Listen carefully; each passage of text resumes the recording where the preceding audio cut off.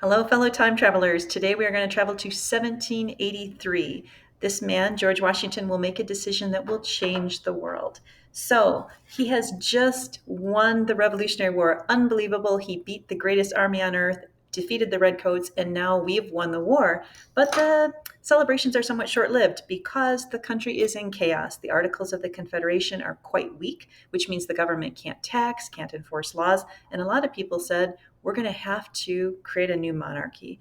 That even though we just fought 8 years to get rid of one monarch, we need a strong leader because otherwise we're in chaos. And if one person can just make all the decisions, we don't have sort of the mess of conflicting interests among all of these people. Also, people were thinking if we trust anyone to be the new monarch, it's Washington. He fought beside his men all these years, suffered beside them, and has shown a lot of integrity, hasn't shown any desire to take power for self-interested reasons. And lastly, there's a lot of soldiers who have not been paid. And they're thinking, hey, get the commander in chief as the new monarch and maybe we'll get money. And lastly, there are some officers who think, hey, if our buddy Washington becomes the ultimate ruler and can make all the decisions, it could be good for me too. Well, Washington stands strong against the temptation, and this is for several reasons. First, he genuinely believed in the idea of self-governance. He believed if he tried to take the power of some sort of dictator or king, he would be betraying what people had fought and died for the last 8 years.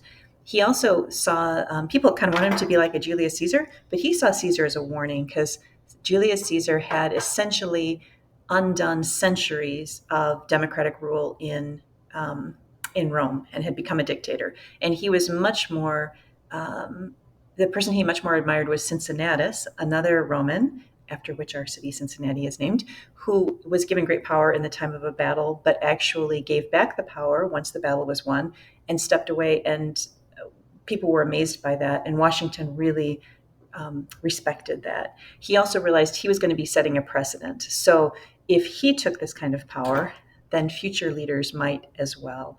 So he said later, and I'll read you his actual quote.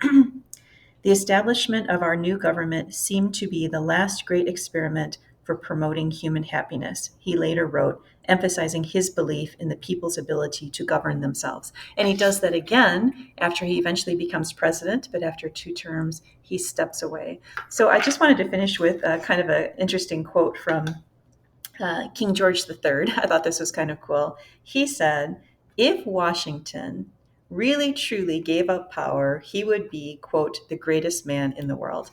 And I genuinely believe by Washington not grabbing power and instead opting to become a citizen, he set the entire country's trajectory toward liberty and democracy on its way and really changed the world. So, anyway, thank you for letting me share. Thanks for traveling to the past with me, and I will see you again soon.